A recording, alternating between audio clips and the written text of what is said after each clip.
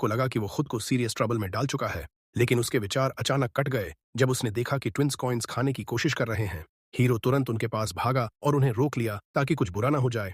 थोड़ी देर बाद वॉल ने गिल्ड मास्टर से मिलकर एडवेंचरर्स को कैंपेन के लिए ऑर्गेनाइज करने को कहा और एडवेंचरर तकुमी को भी उनमें शामिल करने की रिकमेंडेशन दी। कुछ समय बाद हम हीरो को ट्विंस के साथ शहर की सड़कों पर शांति से चलते देखते हैं। हालांकि नई दुनिया में आने के बाद पूरा महीना भी नहीं हुआ था, फिर भी वो इसमें बहुत अच्छे से अडेप्ट हो चुका था। दोनों बच्चों की बात करें तो पहले वो किसी भी स्ट्रेंजर से डरते थे, लेकिन अब वो शांत हो गए थे और अपनी नई जिंदगी में एडजस्ट हो गए थे।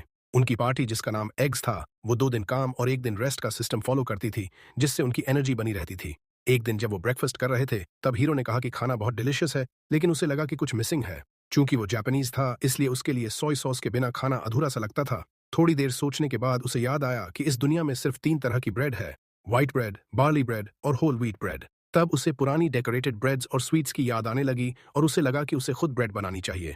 ट्विंस इस आइडिया से बहुत एक्साइटेड हो गए और उन्होंने पास की बेकरी में जाने का फैसला किया। जैसे ही वो अंदर गए, बेकर ने पूछा कि क्या चाहिए। हीरो ने कहा कि वो कुछ खरीदने नहीं आए हैं, बल्कि एक छोटा सा फेवर मांगने आए हैं। उसी पल बेकरी का ओनर आया और पूछा कि मामला क्या है। उसकी बेटी मिशेल ने उसे बताया कि ताकुमी उनसे फेवर मांगना चाहता है। बेकर का नाम रैड था। हीरो ने खुद को इंट्रोड्यूस किया और बताया कि वो कुछ इंग्रेडिएंट्स जो उसके पास हैं, उनसे एक खास तरह की ब्रेड बनाने की कोशिश करना चाहता है। मिशेल ने देखा कि एक इंग्रेडिएंट जैम था, जबकि दूसरा उसे अनजाना लगा। तब हीरो ने उन्हें बताया कि वो पेस्ट्री क्रीम है और इसे ब्रेड के अंदर रखकर ओवन में डालना होता है। रैड को एक्सपेरिमेंट करने में कोई आपत्ति नहीं थी, लेकिन उसने माना कि उसने पहले कभी ऐसी ब्रेड नहीं बनाई, इसलिए हीरो ने उसे स्टेप बाय स्टेप मेथड सिखाने का फैसला किया। जल्दी ही हीरो खुद बेकर बनकर उनके सामने ब्रेड बना रहा था ताकि वो मेथड सीख सकें। रैड ने उसे इमिटेट किया और बहुत अच्छा परफॉर्म किया, जबकि एलन और एलेना भी एक्साइटेड होकर पार्टिसिपेट करने लगे। रैड ने हीरो से कहा कि उसे भी मदद करनी होगी, इसलिए हीरो ने कुछ एनको निकाला ताकि दूसरी तरह की ब्रेड बना सके। उन्होंने पूरे दिन और रात के कुछ हिस्से तक अलग अलग वैरायटीज बनाई। जब वो काम खत्म कर चुके तो ओवन से ब्रेड निकलने का इंतजार करने लगे।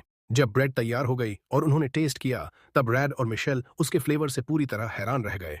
फिर उन्होंने हीरो से पूछा कि क्या वो इस तरह की ब्रेड बेकरी में बेच सकते हैं और कहा कि वो कस्टमर्स को बता देंगे कि रेसिपी हीरो की है। उन्होंने कमीशन भी देने की बात की, लेकिन हीरो ने पोलाइटली मना कर दिया और कहा कि उसे पैसे की जरूरत नहीं है, उसके लिए बस इतना काफी है कि वो जब चाहे उनसे वो ब्रेड खरीद सके।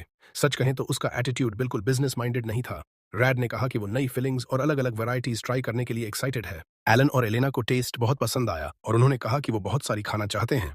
अगले दिन गिल्ड में लूना ने हीरो का स्वागत स्माइल के साथ किया और उसे प्रमोशन पर बधाई दी।